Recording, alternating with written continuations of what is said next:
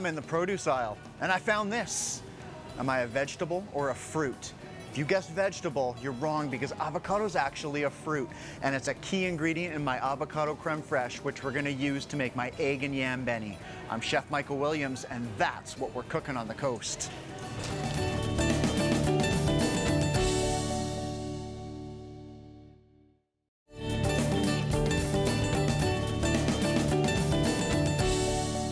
Today we're looking at a twist on that brunch favorite. We're making Eggs Benedict with roasted yam toasts, avocado creme fraiche, and vanilla bean fruit salad. Sound good? Let's get right to it. We're gonna start off by making some yam toast. So I've got a yam here and I'm gonna cut the yam into kind of medallions, coins, okay? I'm gonna follow the natural contour so I can get as much out of it. You can see there's a bit of a slope on the yam there. So that's where I'm gonna start because I wanna cut this a little bit on a 45, on the bias as they say, to make sure those yam toasts are big enough. So we'll set that aside, maybe make use of it another day, and I'm gonna cut these kind of about yay thick. Okay, all the way up the yam. You can always make extra and, you know, make use of this, eat it for another recipe, or maybe you're having a fantastic breakfast party, lots of people coming over, and you wanna make a bunch of bennies. Either way, go ahead and roast the whole yam up. Heck, do a couple. So that's now ready to get onto a tray. So we're gonna lay these out like so. I've got my oven preheated. All I need to do to get these ready for the oven is season them up. Drizzle a little bit of avocado oil. We're gonna be roasting at a high temp, so I'm using my high temperature oil. Avocado oil will drizzle on so they don't stick, so they roast evenly. Let's go ahead and season with some beautiful Himalayan pink sea salt. I've got some whole cumin seed, which I'm gonna use as well.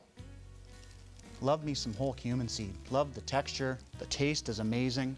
And then we'll finish it off with a little bit of smoked paprika. So we got salt, cumin, avocado oil, and these are ready to go into a 375-degree oven until they're nice and soft and caramelized.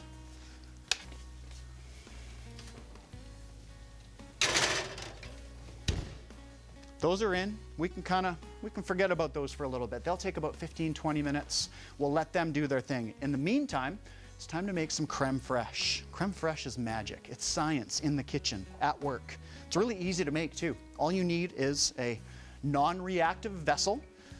So ceramic is great, glass is great as well. I'm gonna take whipping cream. I'm gonna add 1 cup of whipping cream into my cup here. And then I'm gonna add a couple tablespoons of buttermilk. And the next step, I mean, that's it. The legwork's done. A couple tablespoons of that. We'll give it a stir. And, you know, get a close look at this. You can see, you know, it's just the consistency of whipping cream. What we're gonna do though, is we're gonna leave this out. We're gonna let it sit at room temperature, lightly cover it, let it sit at room temp for anywhere from 12 to 16 hours, sometimes even a little bit longer. It's all temperature dependent. I've got some that I've already made here. This is a beautiful creme fraiche. The reaction has already begun, it's underway. And check this out. You can see it's already begun thickening. This has been out for about a dozen hours. I could let it go longer.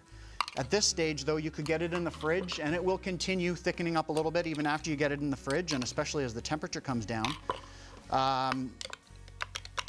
This right here though, that's creme fraiche. So many different directions we could take this in. What we're gonna do today is make an avocado creme fraiche. So let's get ourselves a little mixing bowl here, and one of my favorite fruits, that's right, fruits in the world, avocado. So I'll probably only need about half of this for what we need here. So I'm gonna cut the avocado in half, like so.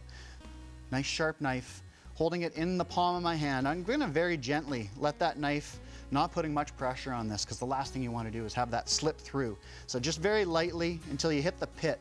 And then what we do is we just turn the avocado around on the pit until we meet up with our original cut. Then it just takes a little twist. Oh, and look at that. It's a perfect avocado. Yeah, baby. So I'm gonna take our creme fraiche spoon here, and I'm gonna scoop the avocado out into our bowl. And I wanna make sure that I get all of the avocado right up to the skin, because the most nutrient dense part of the avocado is that darker green layer that's right up against the skin. We've got our avocado in here. I want to get this mashed up as if I was making guacamole. In fact, much like guacamole, I'm going to use a little bit of lime and some chili powder. This is kind of how I roll with guacamole. So some lime juice we'll squeeze into our avocado. We'll get it seasoned up with some salt as well. You could even throw some cumin seed in this, build some similar flavors, and some smoked paprika, one of my favorite spices. Okay, and let's continue mashing this up. Get it nice and smooth. You can do this with a fork very easily. It's okay to have, a little bit of texture in it, absolutely. Let's go ahead and take some of our beautiful creme fraiche, nicely thickened, and we'll pour that into our avocado mixture.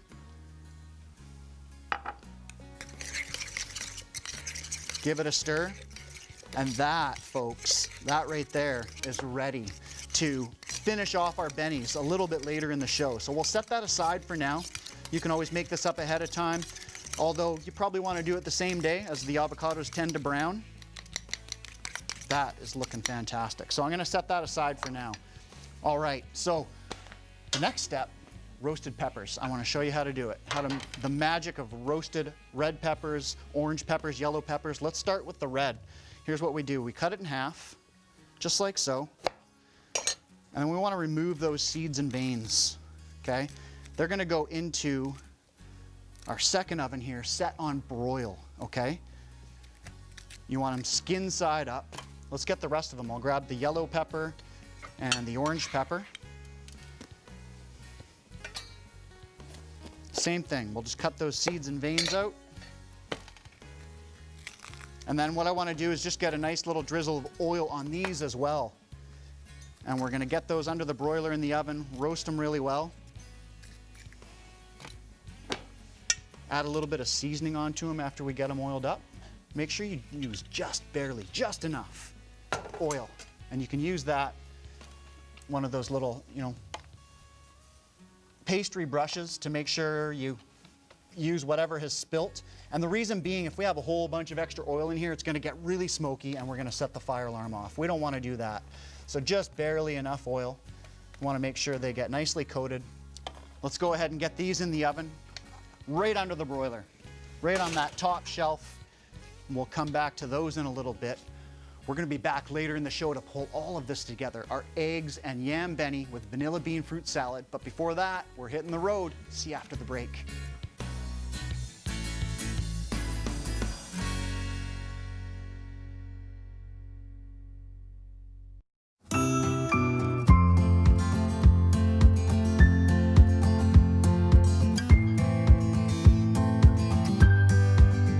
Cookin' on the Road is brought to you by Cold Star Solutions, an integral part of Vancouver Island's grocery supply chain for 20 years.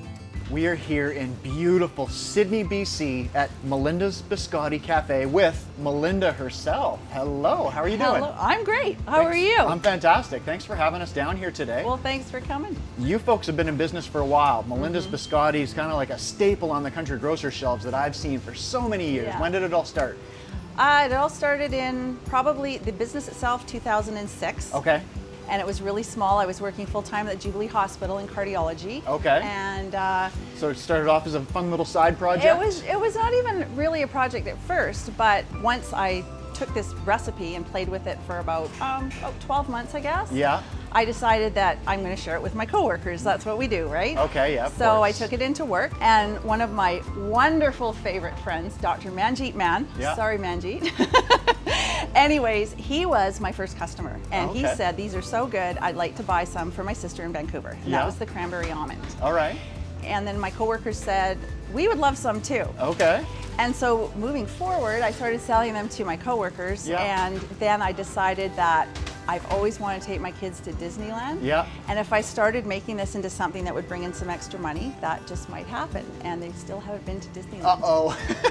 But I owe them a trip the still. Biscotti's doing well, The hey? Biscotti's doing really well. Yeah. So I started with 5 coffee shops, and now moving forward, we're in about just over 400 locations. It's a fantastic product. Got your name on it. Love that. Now tell me, traditional Biscotti. Yeah. Is this a traditional Biscotti? No, it's not a traditional Biscotti. Your traditional Biscotti is usually, it's either pistachio, almond. There's not really that many choices that I've come across. I'm Okay. not an expert in that field. Yeah. But normally you need to dip it because it's so hard. Right, okay. And so yours with- is a little bit softer. Yeah, I went for the crisp texture. Okay. So I spent about 12 months with a recipe, Yeah. and I switched it up, and then that's when I came up with the consistency that I have now. And all these different flavors are also not super traditional, is that correct? Not super I mean, we've got a ginger snap and a Yeah. ginger chocolate, a 5-star chocolate. Right. Lemon blueberry, that's not very traditional, especially the maple, but we thought that'd be kind of cool because we're in BC. Blueberry, that sounds delicious. Lemon blueberry is one of my So, favorite. Yeah. may I? This espresso, I want to crack this open. Can I give it a Yes, try? you can. Okay. So that espresso almond is very dear to me because we partner with our friends at Level Ground Coffee. Really? And so Level Ground supplies us with their French roast that we put in our biscotti. That's and awesome. I love it because I'm a real believer in supporting local. So they carry it in their cafe. We serve their coffee in our cafe. And That is delicious. yeah, so that, believe it or not, is a gluten-free. Our espresso almond we originally had as the wheat. Okay. And then we ended up both. Yeah. And the gluten-free took over the wheat. It actually tastes better. That's amazing. So is this your only gluten-free one? Do you have Nope, others we as well? have the espresso almond, we have almond, and we also have a maple walnut, which is very nice. This is fantastic. I'm in love with this delicious Level Ground Coffee espresso. I Melinda's know, isn't that Biscotti. great? Local business helping Yeah, local business. exactly. Melinda's Biscotti, thank you so much for having us. Well, thank you. Look forward to trying some more of these flavors soon. Okay, thanks.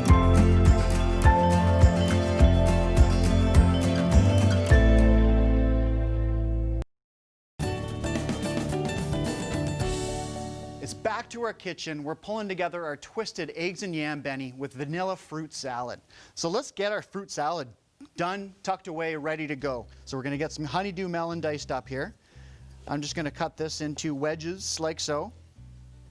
And then I'm gonna cut those wedges into cubes. So we'll chop those up and get them rolling into our mixing bowl. Now I wanna show you something a little bit tricky and fun. We're gonna segment our orange here. I'm gonna cut the top and the bottom off and get it peeled. Okay. And I wanna get that, I'm gonna use, once I get in there, I'm gonna use this little line here as my guide for my next cut, because I wanna get all the pith off of here. That's the first step. Now you can go ahead and just, peel your orange as you normally do and use it. The pith is great. There's lots of benefits to eating it, but for a nice fine dining fruit salad, we want to segment the orange.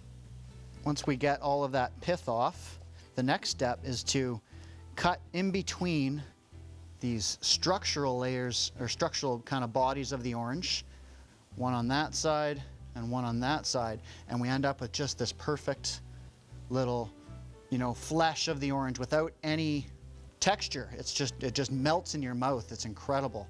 And it gets a little bit trickier as you get towards the end of the orange because you're running out of stuff to hold on to. So just work with it. Take your time and move slowly. And there we go. Keep this juice. I'm going to take the center here and I'm going to squeeze the juice into our bowl here. Help keep things looking happy and healthy. We'll get rid of our compost. And then those just go right in. Okay, to finish this fruit salad off, we're gonna get a little bit of mint here. So I'm gonna take these leaves, you stack them all up on top of each other, give it a bit of a roll, and then you can go ahead and slice with your nice sharp knife. And you wanna slice these as thin as possible, just so they are, a subtle accent to our dish. And then we'll sprinkle that in. We'll go ahead and grab our vanilla next. Now I did go after the vanilla bean, but we ended up with the extract. This is a beautiful extract. You can use this as a substitute as well.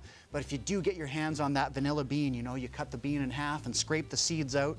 Adds a wonderful kind of texture and contrast. Little dash of that. And then the last step to the salad is our pomegranate.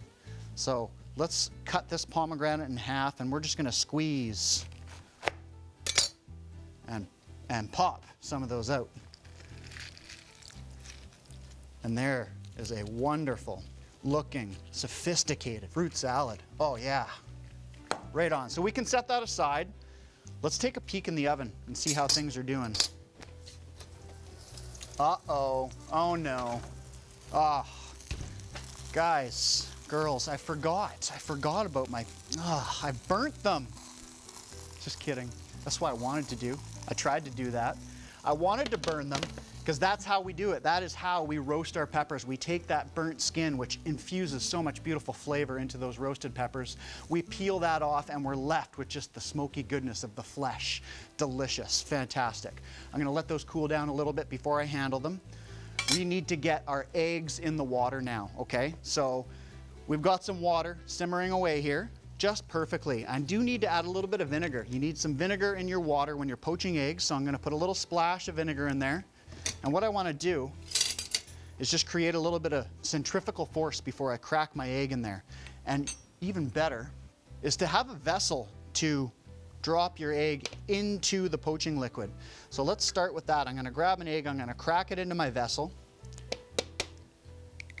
And now what I'm gonna do is I'm gonna stir my water, which creates a bit of a vortex.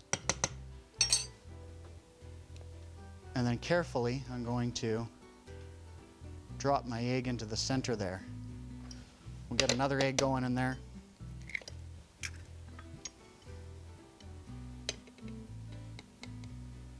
Let's go ahead and start getting plated up. I'm gonna grab a plate and then I'm gonna grab the yam toast from the oven. It's time to get this all together.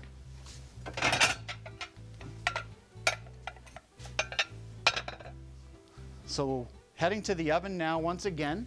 Our roasted peppers came out beautiful. Check out our yam toasts, right? Who needs bread when you got that? This looks amazing. So here's how it all comes together, folks. The yam toast,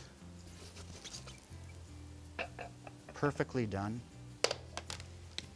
We'll wait for our eggs to cook just a little bit longer.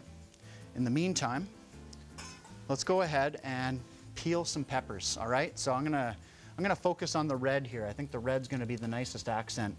So I wanna get that pepper onto my cutting board, and as I said, I'm just gonna peel off that beautiful burnt skin, leaving behind the wonderful flesh that we've created. Now we can take our knife and slice that up.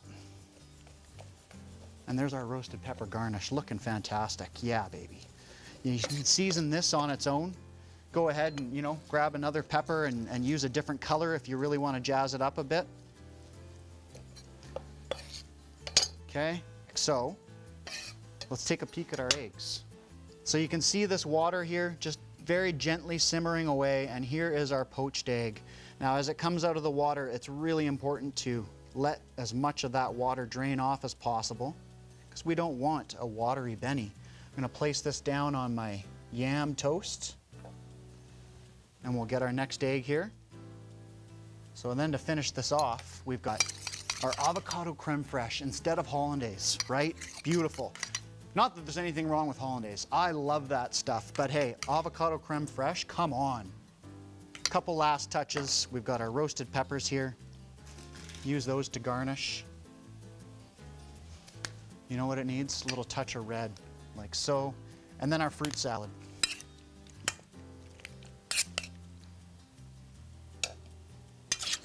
Make sure you get some of those delicious looking little pomegranate seeds for taste and texture.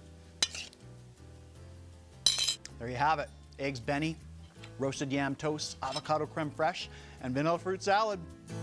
Pairings are brought to you by Liquor Plus. Discover the plus. Nothing makes a Benny better than the perfect beverage buddy. With me is Callie from Averill Creek. Thank you for coming into studio. Yeah, thanks for having me. So I gave you kind of a little synopsis of what I was going to create for you today. Roasted yam toast with our Benny instead of an English muffin, so some flavor to consider there.